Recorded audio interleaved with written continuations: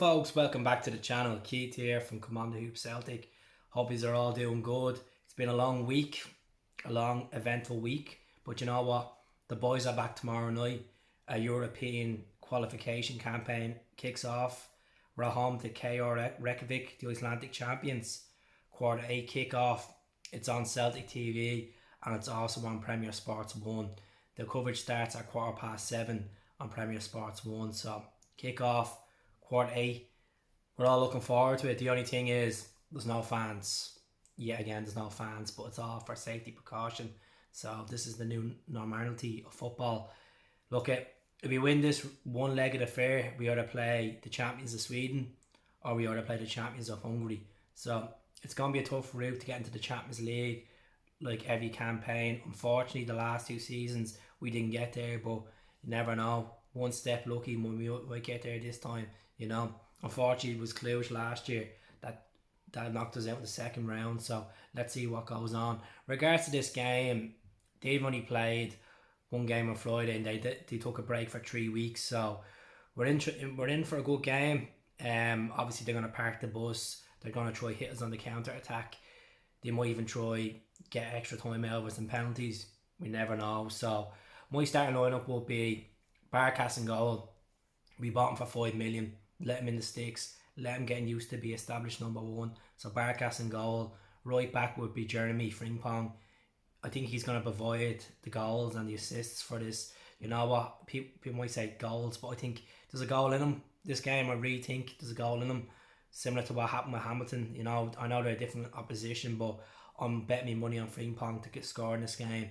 Left back, Greg Taylor. I think this is a big season for him. Like every player, he needs to step up to the plate. You know, he has no competition now, a left back position. Obviously, with Bolingoli what's going on with him. So he has to cement the spot. So Neil Lennon could say, you know what, we have Greg in there. We can get a bit of back up in the market, but Greg needs to be a solid unit in there, especially for his Scotland chances as well. The 2 Chris's at the back, you know, Julian needs to bounce back from. He needs consistency, not being complacent, and the same with Oyer as well. Oyer needs to show a threat, especially for set pieces this season. We need him scoring in games like this, so it's a big game for the 2 Chris's. Obviously, we're still looking at centre back options in the market, so these boys need to be on their toes. Centre midfield, defensive will be Scott Brown. Obviously, Bruni in there. A lot of people criticise him with the Kilmarnock game, saying he slows down the game of play. Yes, he does slow down the game of play, but you know what? He tracks back well. He's a good leader, and we need that. I'm sick of repeating myself saying this, but when Scott Brown eventually hangs up the boots, people are just going to be like, Miss Bruni. So treasure it while you can. He's not the perfect player, but he's an amazing captain. So Bruni in there, Callum Mack in there. I think Callum is going to be a machine. Hopefully tomorrow, he can provide a couple of assists, a couple of set pieces, a couple of corners. You know, Callum has it all in his locker, so if you can get something out of him, and he likes scoring in the European qualifiers as well, so never say never. Ryan Christie, very similar to last season. Can he score in the European qualifiers? He scored a couple of rounds for us, so we'll see what happens there. I'd put him as the false number 9 role, so Christie in there. On the right, James Forrest took a lot of criticism after the Kilmarnock game. We just need a good performance out of him. You know what he's like when it comes to qualifications in Europe. He's done it before for us. Rosenborg, over in Cluj. I have a bet that I'm sure he'll provide assist tomorrow. You know, I'm looking for a lot of assists. I know I sound a bit crazy, but you know what? It doesn't matter where it comes from. Once we can get the ball in the back of the net and get through this round and focus on the next opposition. So it's going to be a long 90 minutes. On the left is going to be Mohamed Anusi. He hasn't sparked just yet. He looked like a promising prospect, obviously, in pre-season. We know what the capable of the capacity that he can play at when he's on his game. Obviously, we've seen spells of him last season in Europe, and then obviously playing in the league semi-final as well against Hibs. So let's see what Mohamed can come up with, and obviously Edward up front.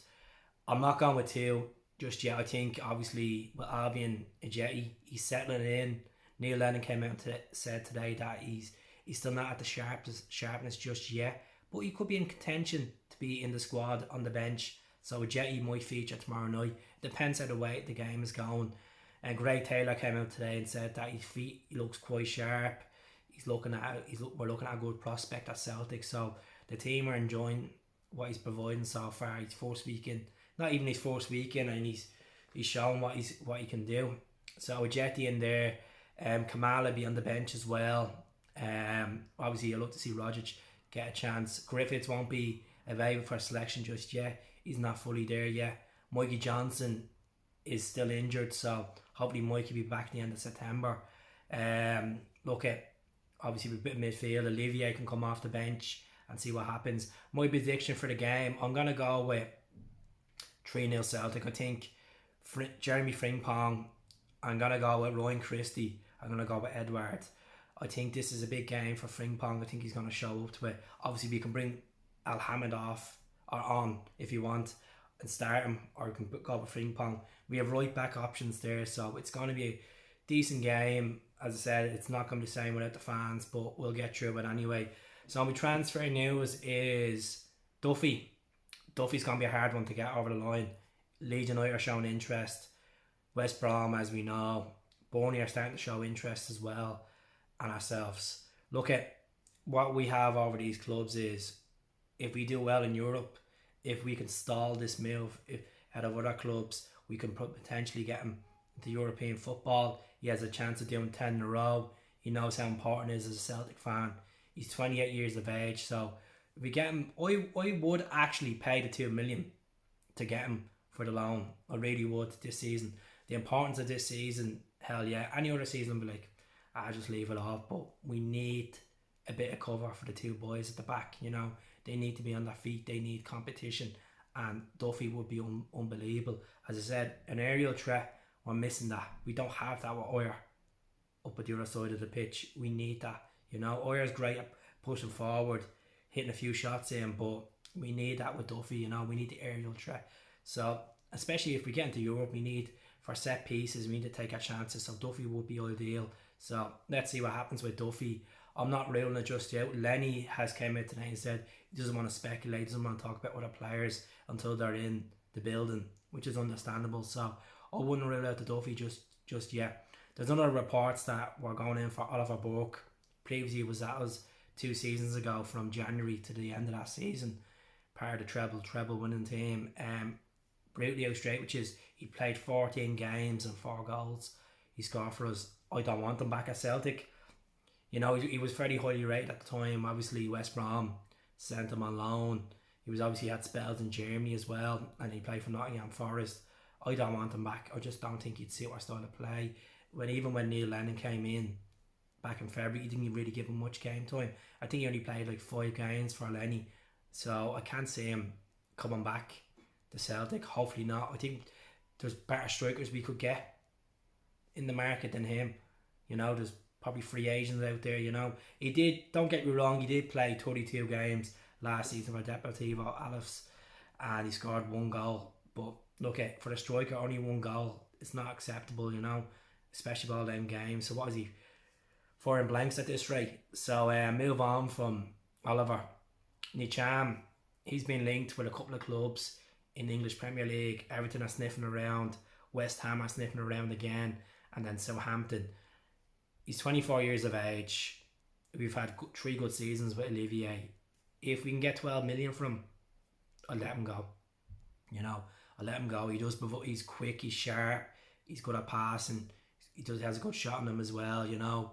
But if the money comes in, 12 million, I'd let him move on, you know. I have a feeling West Ham are going to be the team to get him out of these 3 teams. So we'll see what happens there.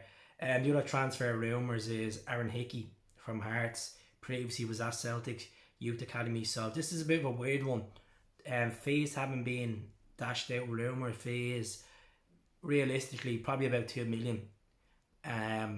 Usually a club would get a selling on bonus, but obviously being Celtic, being the youth, this is where a bit of a complications kicks in. Okay, he's a promising left back. He was previously linked with AC Milan. He visited Bayern Munich's facilities. he's linked with a couple of Europe's elite, and if we can get him over the line and get him back at Celtic, I'd be delighted. I think that'd be good competition for Greg Taylor. A lot of people are saying he could be just another Greg Taylor, not up to the standard. But I think he's very physical. I think he needs to move on. He needs to move on. Like, he needs to build himself up. But he's only quite young, still 18. A long career ahead of him. Hopefully, I take him at Celtic. I think we need to strengthen that left back. As we all know, we do need to. So I'd go with him. Aaron Hickey definitely. That's really it. Like, there's not. So Olivier's on the radar, and there's been talk of Edwards. English teams are overreacting about this. They think they can get Edward for 20 million. There's no way Celtic are going to sell Odsonne Edouard to Villa for 20 million, or to Leicester, or to Brighton. They're absolutely delusional in the English Premier League. He's worth more than that. The reason why he's worth more than that is because he was 27 goals last season. He scored goals in Europe. He has the attributes to be a world-class striker, free kick taker, composed, one of the best touches I've ever seen in football. And he's bringing exciting days back to Celtic. We haven't seen that type of excitement with a striker since Henrik Larsson. So let's see what happens. Hope he's enjoyed the game tomorrow. Comment below, and I'll speak to you all soon. Hail, Celts.